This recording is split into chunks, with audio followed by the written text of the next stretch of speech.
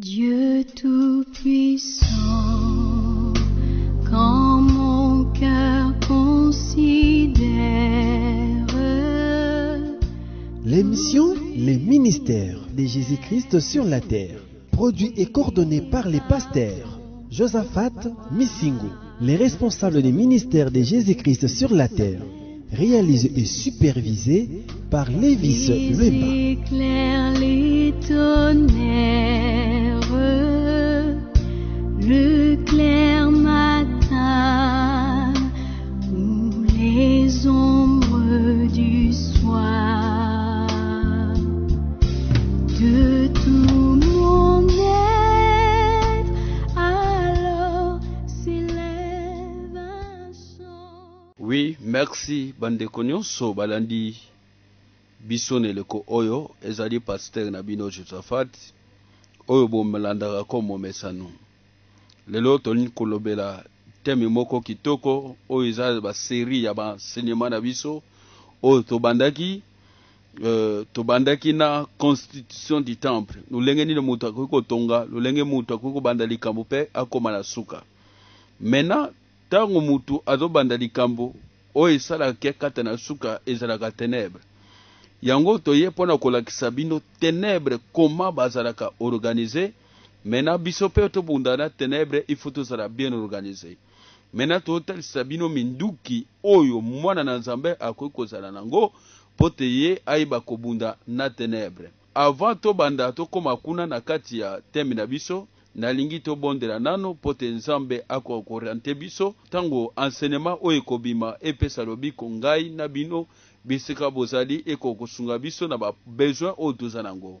Seigneur notre Dieu, topamboli pe tozongisi matondi epai na yo.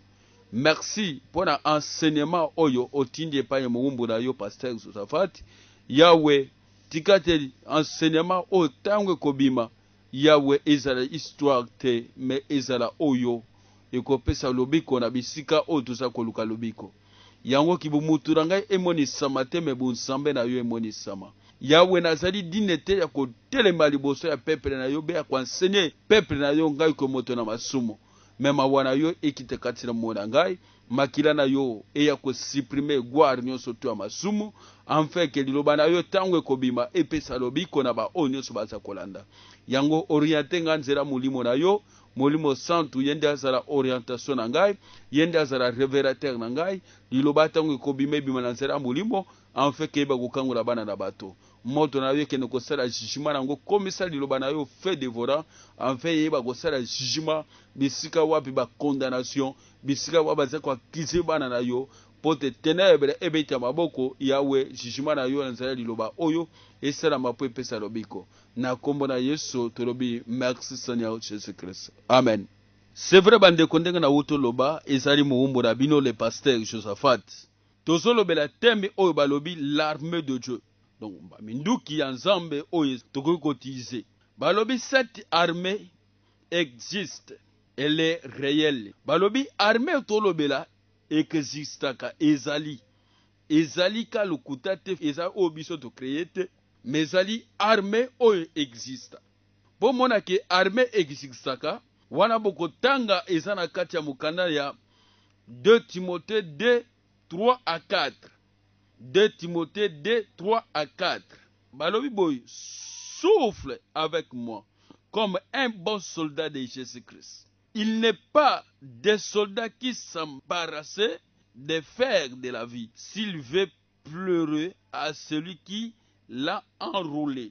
Parce que moi, dans le monde des ténèbres, bien aimé, ils sont bien organisés. Pour détruire armée oyo ezalo kola ya diabulu et pour bundana bango. Bato basali yo makita, bato bachese contre yo. Papa bazalaka bien organisé. Na monde des ténèbres bazalaka bien organisé.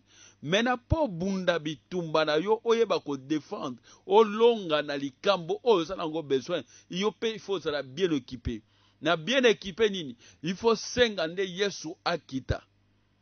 Parce que zana be bitumba mususu biso moko boy na bokasi tokokoka te. Yango to senga ka intervention ya Yesu. Et sans Jésus-Christ akita, okokoka kolonga bitumba na yo te. Yango balobi pour détruire une armée organisée. Waka armée est organisée. Comme celle du diable, il faut que Jésus-Christ, car lui est le tout-puissant. Pour yé azande tout-puissant. Bango bazaba petit puissant, mais nzambe azali tout puissant. Yango il faut de senga Jésus-Christ akita ko sala ba intervention na ba bitumba na biso. Voilà. Balobi yeso tozo benga yende akita ki po aya ko bunda contre diable pe alonga kayetango abundi pe alongi. Donc verset on a l'axibino liboso yango ezo talisa biso na ezana armée. Ndenge na utoloba ezana 2 Timothée 2 3 à 4 et puis 1 Jean 3 8. Tant balobi aza tout puissant. Pour moi que Nzambe oyo kobele aza tout puissant, likola bandoki nyonso azali tout puissant. Ezana Jean 3 16, Apocalypse 19 11 à 14. Ye wanande okoko senga parce que yende akitaki objectif na ye bota libérer biso na ba prison nyonso oyo ya ténèbres. Voilà pourquoi tu senga intervention Nzambe, pourquoi tu senga intervention ya Yesu Masia, parce que papa na biso alobi mon côté akoko maliboso à papa sans que ale kaliboso na ye. Donc si vous avez besoin de quelque chose,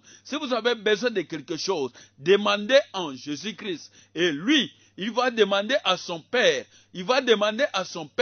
Pango papa go pesa ye, mena ye a pesibiso. Bible lobi, mon père est fidèle, il a remis toutes choses entre les mains de l'Éternel. Voilà pourquoi tu conseilles intervention à Yesu, a quitté la biso, a ko défendre biso. Maintenant, nazo kita ko laksabino organisation, il y a armée ensemble. Si l'armée n'est pas organisée, hiérarchie, et disciplinée, elle ne peut pas remporter des victoires.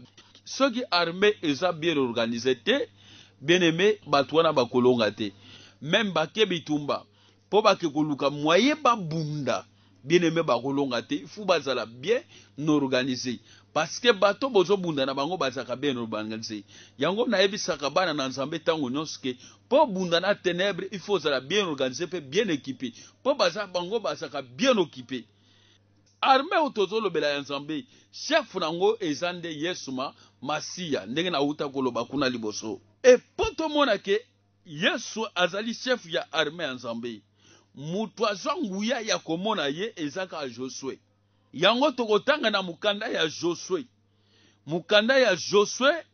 5 13 à 14 et puis Apocalypse 19 11 à 14 mais tokotanga ka Josué poto yeba ko continuer enseignement na biso. Bien baba o bazolanda pasteur Josaphat, balingi bazala enseigner. Balingi bazala boy, papa enseignement est disponible. Si la bis ezali et puis ba CD ezali okozwa enseignement au malembe. Po boyebi radio ezangonga. L'émission Les ministères de Jésus-Christ sur la terre, une émission d'enseignement et édification des enfants de Dieu. Si vous voulez nous contacter, voici notre adresse électronique josaphatalain@gmail.com. Voici notre numéro de contact 089 57 53 836 089 57 53 836 089 57 53 836. Balobi boy, comme Josué était près de Jéricho, il leva les yeux et regarda. Voici un homme se tenant debout devant lui, son épée nue dans la main. Il alla vers lui et lui dit, es-tu de notre ou de nos ennemis? Il répondit, non, je suis le chef de l'armée de l'Éternel. J'arrivais maintenant. Josué tomba le visage contre terre, se prosternant et lui dit, qu'est-ce que mon Seigneur dit à son serviteur? Et le chef de l'Éternel dit à Josué, ôte de tes souliers de tes pieds, car les lieux sur lesquels tu te tiens étaient saints. Ah! Et Josué fit ainsi. Bien-aimé, awe saraki bitumba ya bana Israël. Bana Israël bazaki prêt ko kota na Jéricho. Mais Jéricho obango balimba kota Jéricho ezalaki bargade. Jéricho ezalaki entouré. Jéricho ezalaki na bengambe ya basoldat. Mena mboka ngo bango balobi eza bango. Ifongi bakota, mais mboka ngo eza bien occupé. Yango mona ka libala ekoko za ya yo. Mais libala wana diable okipa ngo. po botola ngo diable déjà mutu aseze na libala na yo et po botola ye esantsaka te ndenge bato ya mokili balobaka eza masekite eza likambo nde ozwa ngo sérieux oyeba lulenge nini okobunda po botola oyo eza yo yango il faut yeba batiktak nakokoma na batiktak nakopesa bino bitumba nyonso oyo ekoyela biso na vie papa po bunda yango po bondela malamu oluka délivrance ya famille na yo il faut kolukaka osenga lisungi ya Yesu masiya wana okotanga ngo eza na kati ya Jérémie 33:3 balobi car il est rémunérateur de ce qui le cherche po yende azali amimonisaka na bato oyo bazoluka ye mena tango beleli ye akosunga yo ye akoya kosunga yo mena nazokota na composition papa na armée yango bazalaka bien composé baza na hiérarchie na bango na armée wana bazalaka bien organisé et na kati ya hiérarchie na bango ya nzambe oyo tozoloba wana eza bien organisé ezalaka na de na ba hiérarchie nango balobi nini donc après chef oyo babengi Yesu masiya eza na deux groupes groupe ya liboso eza nini l'armée visible celle qui est composée de véritables chrétiens combattants délivrés balobi armée visible ezali na oyo gaga ezali ba Kristo oyo bazali ba combattants babundi pe bato oyo baluki délivrance ya bomoi na ye yango nde armée wana ebongisami mpo na bango eza na Actes des apôtres chapitre 4 verset 6 à 12 et puis Actes des apôtres 5 17 à 21 soki tolongwe wana tokomona l'armée invisible eza nini balobi c'est celle qui est composée des anges balobi armée oyo eza uniquement oyo composé na maboko ya angelo donc armée oyo eza visible yango déclenchaka ba armée bitumba nyonso ekomelaka biso et c'est l'armée invisible qui vient intervenir tango armée visible eza kodéclenche bitumba na yo armée oyo eza invisible oyo eza composé na ba angelo yango nde eyaka kointervenir biso na moment oyo balobi eza na moment ya détresse Yesu akosala ba intervention tango oyo eza na vie ya sanctification parce que diabolo azali puissant azaka makasi na ye monisaka nini tango biso toza kosumuka nde diabolo aza kokoma makasi wana eza na kati ya Apocalypse 12:7 Actes des apôtres 12:4 à 11 wana okomona ke à chaque fois tango yo ozosumuka et diable azobeta maboko tango azobeta maboko directement omoni ke azozwa makasi nde ezopesa ye arresi biso même tobondeli moyen nzambe intervenir eza te moment oza na sanctification moment ozosenga lisungi moment ozoyebisa nzambe asala oza na kati ya boule omebulisama papa tango ozosenga lisungi nzambe atindaka 180,000 anges po bakitaka po ya kointervenir ya komba na yo yango mwana ya nzambe tika na yebiso tango osenga nzambe ya kointervenir nzambe akokoya mena akotinda ba angelu tango alobi ke ngana okita te na tindi ba angelu bayaka po bakotaka na likambo na yo pona problème ya célibat ya sérénité ozana ngo atindaka 180,000 anges po baya ko intervenir kaka eza na 2 Chroniques 20 et puis Esaïe 17 nango ya kotalisa bino susu hiérarchie ya armée ya nzambe eza ndenge nini liloba na nzambe elobi boye papa. Il y a d'abord le commandant suprême qui est Jésus-Christ, contrairement à Satan. Il y a d'abord le commandant suprême qui est Jésus-Christ, contrairement à Satan. Papa, commandant suprême, oyo aza kolonga likolo ya Satana ezaka Yesu Masiya. Balobi, il est omniprésent, omnipotent et omniscient. Papa, tango ozo senga lisungi, ozo senga tango au secours, ozo senga nini, ye moko sikoyo, akozwa yo en charge, aye ndenge ni akopeso ba tic-tac, poto yeba kobunda bitumba wana. Nzambe alinga koyokisa masoni te. Tango sengi akomonisa, bien aimé, nzamba kota na likambo na yo, nzamba kokota.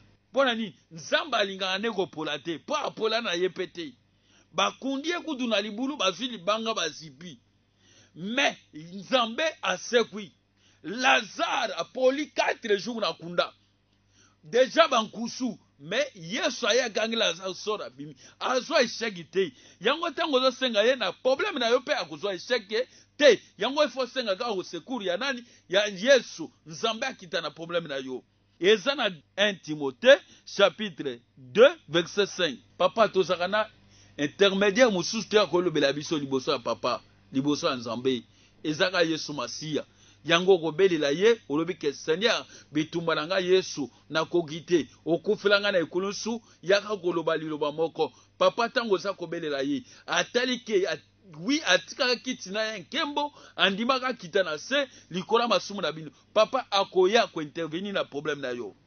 Awa nazotel sabino na koti suko na uniforme.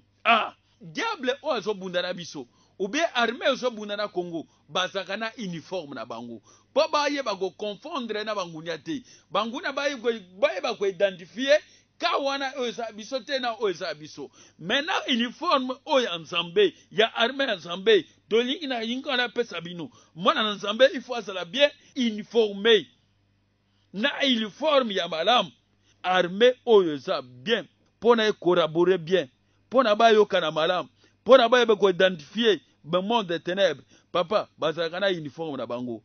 Même uniforme wana balobi eza na armée visible na invisible. Autour lobela kuna boule. Eza na kati ya Apocalypse on a talisaki bino 19 11 à 14. Uniforme est de fin de lin blanc qui représente la sanctification. Oui, awa na uta goloba. Uniforme oyo eza lamba oyo eza pembe oyo eza ko sanctifier nini via sanctification via boule. Balobi, l'effet de crier le nom de Jésus se fait bouger le monde invisible et cela se fait tango zobelela wana Yesu. Yesu azopesa makasi na ye na ba armée oyo ezali invisible oyo tomoraki ezali composé na ba angelo. Soki toleki wana tokoya komona ke eza na effectif ya armée. Effectif, nzambe pa eza na ba effectif na ye. Omonaka monde tango bazotinda bato bake kobunda. Bazotinda bango mamusu batini bango 100, mamusu batini bango 200. Nyonso wana bake koluka délivrance. Donc biso pe la armée ya Nzambe effectif ezali. Eza na kati Hébreu. Hébreu 12 22. Hébreu chapitre 12 verset 22.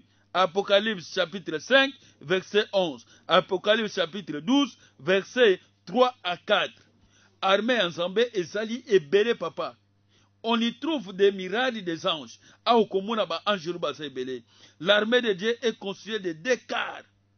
Papa na kati ya armée effectif ya armée en Nzambe eze ebele. Ba soda baza ebele. Be minduki eze ebele. Yango moni Bible ezo déclarer que aza kati na biso aza munene koleka oyo aza kati na bango. Na kati ya effectif wana nazo telisa bino siko armée yango. Armée yango eza nini? Armée oyo nalingi kotelisa bino eza na Ephésiens 6 11 à 18. Ce sont des armes spirituelles utilisées pour Dieu dans son armée. Ezali ba minduki oyo ya molimo oyo eza kosala ke Nzambe abunda na nzela bitumba na biso. Donc eza ba bibundeli ya molimo oyo ezosala ke Nzambe intervenir na ba problème na biso. Na armée wana armée liboso eza nini? La vérité.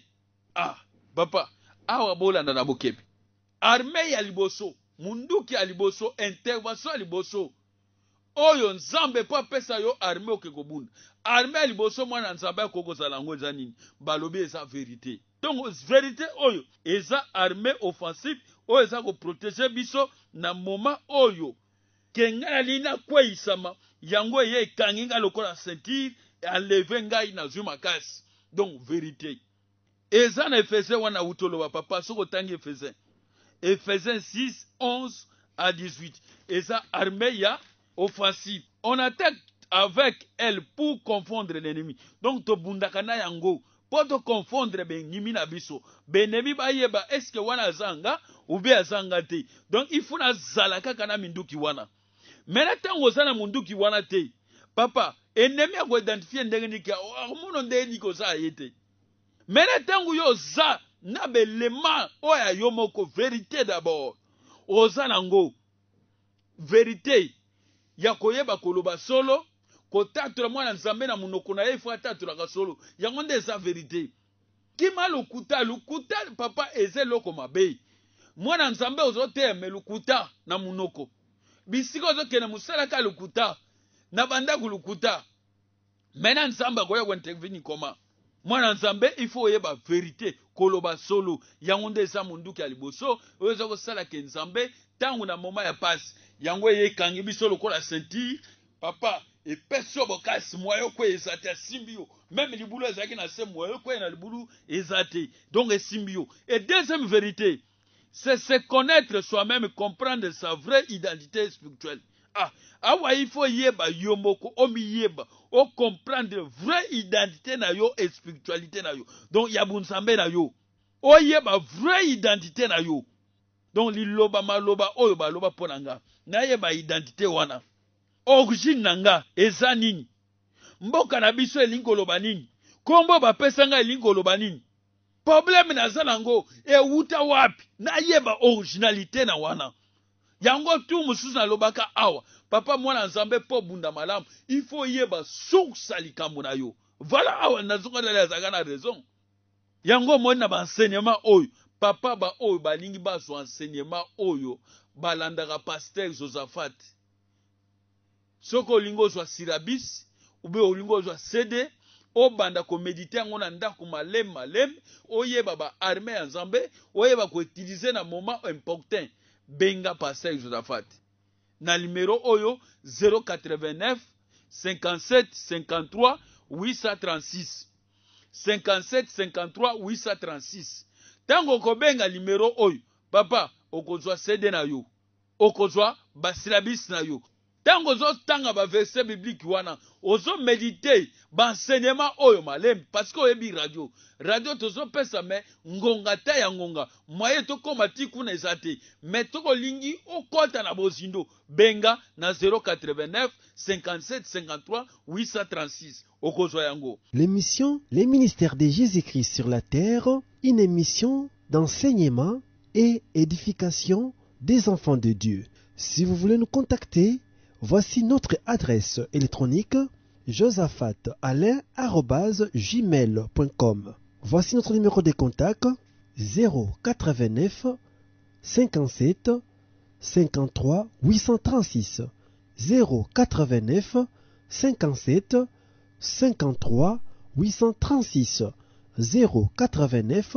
57 53 836. Balobi, il faut connaître la vérité soi-même, c'est-à-dire nyonso ba utolo ba wana nini basala ponanga oyeba yango ozo bunda ozo yeba originalité na yote ozo bunda ozo mona ga likambo ozo komela yo me uyebite nino baloba nino salama mavo botama kombo ba pesa yo elingo laksanini bien mbe ato bundi me ba réclamation wana ya ba sacrifice basala ba lie wana ezo benda yo yango mona ga to longi moko zongi sima ok me ba bendi yo kaka pona nini nano yebi ko bimana kati originalité na bango te nano comprendre bitumba na yo te donc po bunda malam o bondela malam il faut yeba originalité na yo o yeba nini o baloba pona nga nini o basala pona nga voilà benga ko zo enseignement oyo papa na kena troisième armée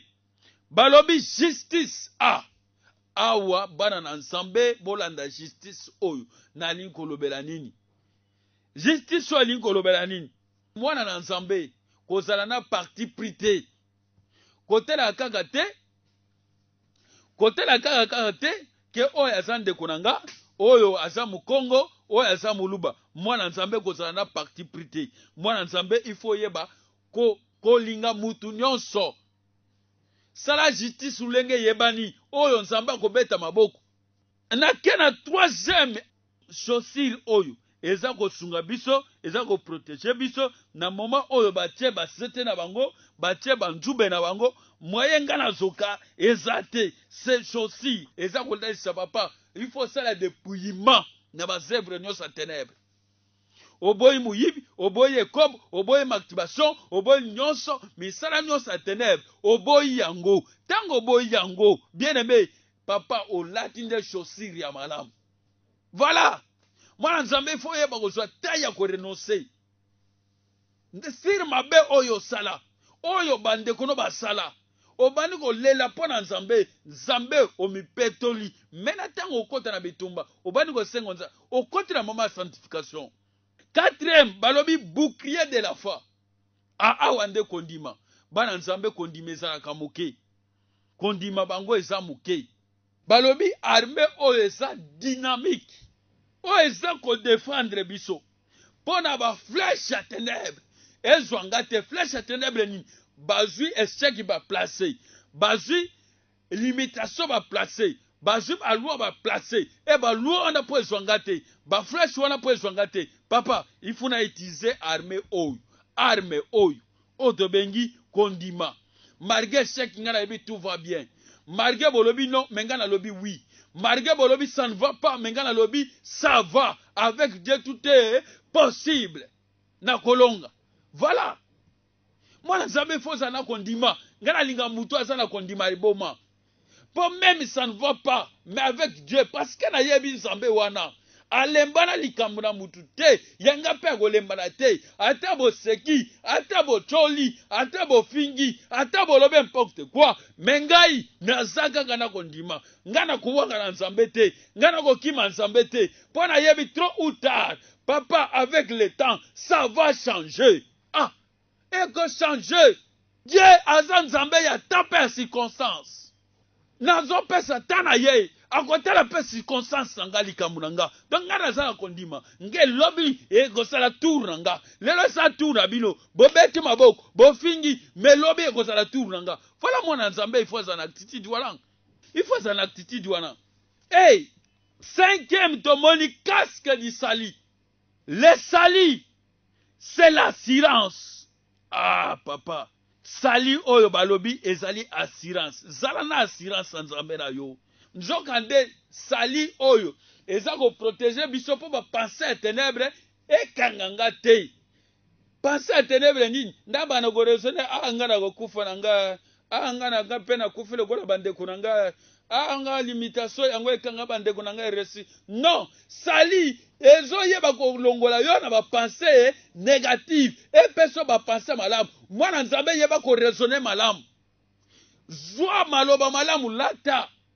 Ndenge na uta oloba wana. Mwana nzambe yeba ko prononcer malamu contre bana na yo, contre mobali na yo, contre mwasi na yo. Koloba te yo kokufa. Yo ndenge nza mwana okozala boy. Yo kudu bande ko ba bala te. Yo kudu boy. Yo te mwana nzambe yeba ko prononcer oyo sa ya malamu. Voilà sali. Alobi awa tomoni sikoyo épée de l'esprit. Oyo za liloba na nzambe. Épée de l'esprit. Oyo za liloba na nzambe. C'est une armée offensive excellente. Papa, pose na récite na bomo na yo, na vie na yo. Papa, il faut tanga liloba na nzambe, butu moy. Eza na Hébreu. Hébreu 4, 12. Balobi la parole de Dieu va nous séparer de mauvais amis. Liloba na nzambe eko kabelo na ba mi amabe. Liloba na nzambe eko kabelo na ba doute. Liloba na nzambe eko peso ba penser malamu. Liloba na nzambe eko la tsokondima. Liloba na nzambe eko kondiso na niveau moko boy. So de longwe na liloba na nzambe. Balobi pour vaincre l'ennemi, il faut pas aller par les armes de l'ennemi. Ah, papa, tango zo tanga liloba na nzambe eko peso minduki po yeba ko kota bitumba. Okota na mitunduki na bango te parce que tango yo ko beta minduki na yo epesa différence que wana azana ba arme mususu. Donc tango na ba identité na bango te. Tango zo bunda po longa na célibat kozala nga muyibi te kozala ne kobote. Tango na zo bunda nga na réussir la vie. Tango na zo luka nga na kende musika. Tango na zo luka simba. Papa, linga pe otambula kana busolo. Tinga ke osala na kati ya vie ya sanctification. Linga ke osala donc différent na armée ya ténèbres. Na ba angelo ya ténèbres. Yo osala différent. Wala tango osenga lisungi Nzambe akoya ko intervenir. Voilà. Sora longwa balobi la prière. Ah, mwana Nzambe il faut una vie de prière. Il faut prier sans cesse. Yango Nzambe recommandaki biso na Philippiens 2 9 à 11. Balobi, il faut prier sans cesse. Il faut que notre esprit doit s'habituer avec la prière. Donc, bon, il faut s'habituer à nzela lusambo. nga mwana nzambe okoti meme na kolala prière olamuki na tongo prière prière ba 0 wana ezaka très important bato mosusu balali alali na yeka koma bonda afete alali mais na butu bango bazosaka na butu bango bazoloba na butu wana bango mwana nzambe il faut otaka meme réveil na téléphone na yo totaka ba air ba Facebook mais ba réveil ya téléphone yo kokoti na ba prière otaka te téléphone osoma ngoni te réveil 0 bango kuna ba telemi na ba loge mais 0 yo siko bandi ko telekale la bango kotinde la bango moto kotinde la bango le fait de voran et que nous construisons la justice papa tango obunda okolonga voilà okolonga papa balobi le nom de Jésus est une puissante aucune puissance des ténèbres ne peut résister devant le nom de Jésus-Christ papa le combat Yesu ezali puissant ezali comme mususu. Après, na yoko tel sabino 9e, na 5e de l'obi casque, 6e de l'obi épée de l'esprit, et 7e de l'obi la prière, 9e de l'obi sikoni, le sang de Jésus. Papa, makila Yesu nde mwana nzambe fo ibako bondela. Makila Yesu, belela kango, kende ko supprimer, longolanga identité. Après, balobi l'effet dévorant. Notre Dieu est l'effet dévorant. Donc, armée oyo, l'effet dévorant, et ezokolakisa lokola kombo ya Yesu. Ezala 1 Chronique 21-26. Et puis, Hébreu 12-29. Luc 12-49. Et puis, Job 1-16. Jérémie 5-14. 2 Samuel 22-7-9. Voilà ce que tangi okomona nino tozoloba. Après, papa, na kotel sabino moi originalité. Origine de notre force et notre pouvoir. Origine ya force na makasi na yo pe ya pouvoir na yo. Ezani na ba version na zo pesa yo. Nde ekotalisa ke origine ya makasi na yo, ya force na yo. Oyo muto kwa prier mingi eza Yesu. Et dans la 2 Corinthiens 10, 2 Corinthiens chapitre 10, verset 3, 5. Et puis Luc 9, 1. 2 Timothée 1, 7. Luc 10, 19. Marc 16, 17, 18. Au comment la originalité makasi na biso eza Yesu mase. Jésus nous donne le pouvoir de marcher sur les serpents et les scorpions. Yesu apesi biso pouvoir ya ko marcher likolo ya serpent et scorpion. Après nazo tel sabino o eza suka. To comme na pre suka. Pre suka bana nsabe bozala attentif. Landa pena enseignement oyo na bukebi. Balobi la nature des armées, nature ya armée. Il y a 3 groupes. Premier groupe, bela croix de Golgotha. Ah, tango bela makila Yesu, papa. Mo bela makila Yesu. Pe il faut sembla miso na ngomba ya Golgotha. Wapi bisika Yesu bakanga kene kulusu. Voilà. Balobi obandi ko swasiko tango ya les alliances du sang.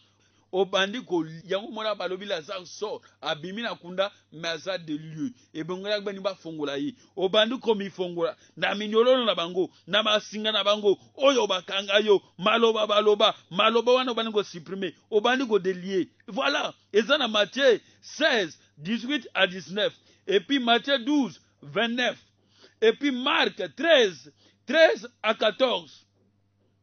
Toye sur le pouvoir de marcher sur les ennemis et écrasé. Pouvoir y remarcher le collab en na yo. Et ça na kati ya Luc 10 19.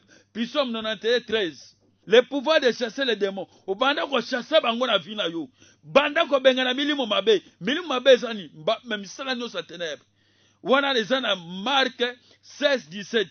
Après les stratégies de combat. Papa, tu as fait sur les stratégies. Les stratégies en haut. Et ça na kati 1 Thessaloniciens 5 19.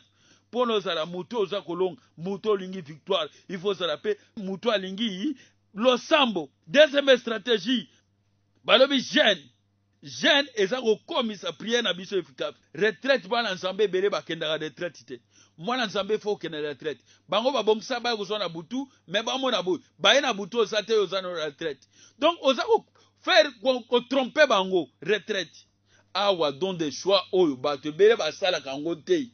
Liloba na nzambe zo bima boy. Radio ezo senga ba moyen nyonso. Mais loba na nzambe zo tuta. Basali na église bazo teya. Misala nzambe telemi. Église telemi na bino. Tala na église loko ni nezangi. Tala na église loko ni lokoko pesa. tala ni les sangi banda kopesi etango pesi papa et ça donne des choix ozobi bonza yomoko voilà. Ah oui, services auxiliaires ou spécialisés, ce sont en fait des services renseignement. Services au exemple service renseignement. Oye kena ko renseigner monde des ténèbres. Tant que yo bondela, yango ezo ke zo ba renseignement na monde des ténèbres. Ndeko automona ka bazana ni, bazana ba bespion na bango ba keli boso, bazu ba renseignement, ba yoko pese ke kawane zaboyi. Des services oyo ba no pese ba renseignement.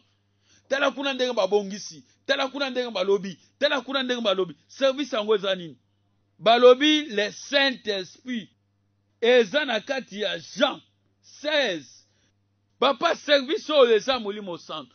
Tango za molimo santo akobanda ko révéler yo makambo ebombama, makambo balo bapona yo. Il faut kosenga molimo santo na vie na yo. Molimo santo nde orienté, molimo santo abanda ko révéler yo nini baloba pona yo. Voilà. Papa na komi na service à souk. Balobi règlement d'ordre intérieur. Awa na service oyo règlement d'ordre intérieur bola nanga malam. Il y a deux groupes. Première, Ezra 2 Timothée 2, 4, 2 Timothée 2, 3 à 4. En tant que soldats de Jésus-Christ, en tant que soldats de Yesu Massia, nous ne devions pas nous soucier des choses de ce monde. Amen. Kozalana soucia biloko mokilo te. Vanité de vanité, tout est vanité. Bao ba mibengo ba milliardaire, ba mibenga banani bakenda kakaboyi, bakufa. Mais bakenda batika nyonso. Donc vanité de vanité. Posa biloka mukili. Sala oza pari ensemble. Mais kozala pari ya biloka mukili te. Eza na kati ya Jérémie 48, 10. Ne pas faire l'œuvre de Dieu avec négligence. Papa kozwa musala na ensemble te na négligence. Maloba na ensemble zobima kozwa ngo ko négligence yango te. Il faut lata yango. Voilà ma service. Oyo bana koya ko peso ba renseignement malamu. Service au banokoya ko révéler yo. Service au banokoya ko nose yo ke tela kawana de zo bonus. Donc on néglige musala nzambe te. Musala nzambe zongo sérieux. Voilà. Les points faibles. Ah, papa na sugi sinanga zamba pambola bino metolanda awa point faible. Les points faibles c'est le péché. Un combattant doit fuir les péchés et chercher la sanctification. Alléluia. Balobi mo Kristo combattant mo bundi molongi mutozo luka délivrance il faut yeba kokima masumu tango zo kima masumu yeba ko sala na kati ya vie ya sanctification wana to mona ngweza na Hébreu 12:14 et puis Romains 3:23 Romains 3:23 Psaume 91.